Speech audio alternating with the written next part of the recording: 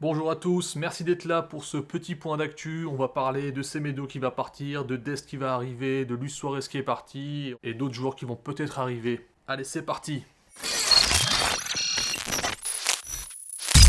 On commence donc avec Nelson Semedo, c'est officiel, on en parlait il y a quelques jours, là c'est officiel, il signe au Wolverhampton 30 millions d'euros et 10 millions d'euros en option. On lui souhaite bon courage et bon vent. Je pense que la première ligue, c'est un jeu qui pourrait lui correspondre, donc c'est parfait pour lui. C'est bien pour le Barça parce que le Barça récupère 30 millions d'euros. J'avais l'impression que de toute façon Coman ne comptait pas sur lui et il préférait Sergi Roberto, donc c'est gagnant-gagnant. Donc départ de Semedo veut dire lui chercher un remplaçant.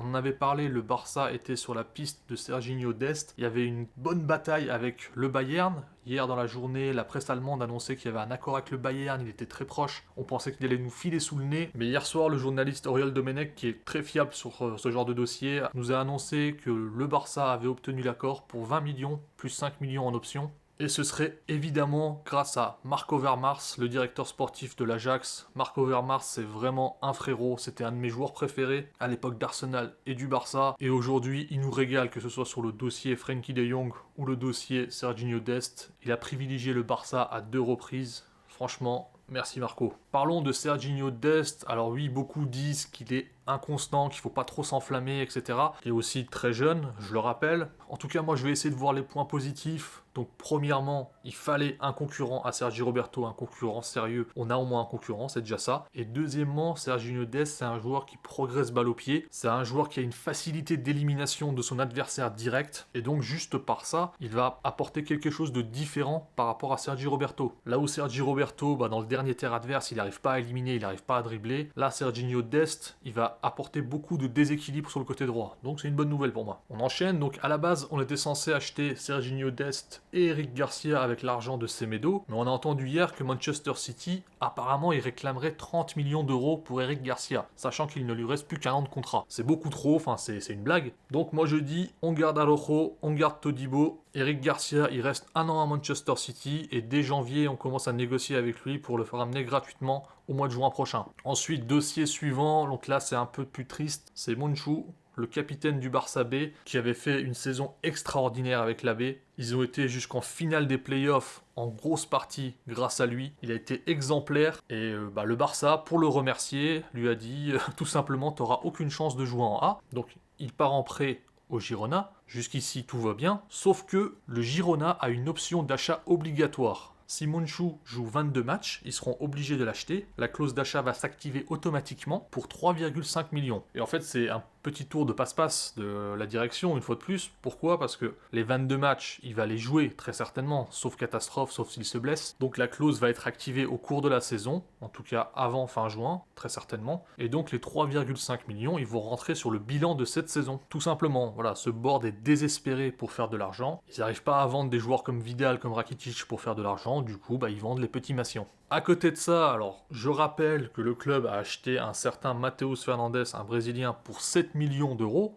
Donc je répète, 7 millions d'euros. On l'a prêté à Valladolid, ça a été une catastrophe. Il n'avait absolument pas le niveau pour jouer en Liga et il a bouffé du banc et des tribunes. Et aujourd'hui, on le voit encore dans le photoshoot du Barça. Encore un Brésilien que le Barça a payé à prix d'or pour des commissions dont on ne sait pas trop comment on va s'en débarrasser. On enchaîne donc avec d'autres Brésiliens. Emerson, il y avait une rumeur ces derniers jours, si le Barça n'arrivait pas à faire d'Est, il partirait sur Emerson, sachant que Emerson appartient déjà à moitié au Barça. Mais finalement, il devrait rester encore une saison au Betis Séville, ce qui veut dire qu'en 2021, il arriverait au Barça et serait à 100% un joueur du Barça a priori. Je précise que Emerson, au mois de décembre, il avait fait une interview avec Mundo Deportivo et il avait dit: un jour, je jouerai au Barça, je suis impatient de dire à mon enfant que j'ai joué avec Messi. Alors, je lui souhaite de tout cœur de jouer avec Messi, parce que ça voudrait dire qu'en 2021, quand il arrive au Barça, Messi aurait prolongé et qu'il pourra jouer avec lui. Le point suivant, donc, c'est Vidal. Je vous en avais parlé dans la dernière vidéo, c'était acté avec l'Inter, il allait s'engager. On a appris qu'en fait, il s'est engagé pour 0 euros. Il y a 1 million d'euros en bonus, mais le prix du transfert, c'est 0. Encore une gestion magnifique de la part du Barça. Enfin, le gros point de ce dossier, Luis Suarez, Luisito, lui aussi il part gratuit, avec des bonus, mais gratuit. Mais c'est même pas ça le pire, c'est que le Barça, il l'envoie à l'Atlético, un rival du Barça. Une équipe qui est déjà coriace en Liga et contre qui on galère, on les a renforcés. C'est encore une disaster class de gestion de la part du Barça. Et encore une fois, le board du Barça prend une décision économique, entre guillemets, parce que c'est pour économiser le salaire de Luis Suarez, mais au péril du sportif. C'est-à-dire que là, ils vont économiser le salaire de Luis Suarez, mais sportivement, ils renforcent un adversaire en Liga. Donc le départ de Luis Suarez réouvre quelque part la rumeur Memphis Depay. Alors d'un côté, je comprends bien le besoin d'avoir un attaquant, et en plus, si c'est l'attaquant que le coach veut, pourquoi pas. Mais d'une part, déjà, Coman, c'est un intérimaire, il va rester 1 an, probablement, pas plus, et on recrute pas un joueur pour 1 an. Deuxième problème, c'est que Coman, il essaye de construire une équipe dans laquelle il fait jouer tous les joueurs à statut. Il essaye de faire jouer Coutinho, Griezmann et Messi en même temps. Donc c'est déjà très compliqué. On va avoir déjà un jeu qui va pencher vers l'axe. Donc si tu rajoutes Memphis Depay, comment tu fais jouer les 4 en même temps? Quelle disposition ils vont avoir sur le terrain? Et si c'est juste pour être un joueur de banc, ça fait cher quand même le joueur de banc dans le contexte actuel. Il reste environ 10 jours sur le marché des transferts, donc ça devrait s'accélérer, on va voir. Voilà, merci d'avoir écouté ce petit point d'actualité. Je veux terminer cette vidéo avec un petit hommage à Luis Suarez, Luisito El Pistolero. Je sais que les dernières saisons ont été compliquées, qu'il a énervé beaucoup d'entre nous. Certains supporters n'en pouvaient plus de lui, ils voulaient le voir partir parce qu'il ne courait plus, il ne faisait plus trop les efforts, il ne faisait plus le pressing, etc. etc.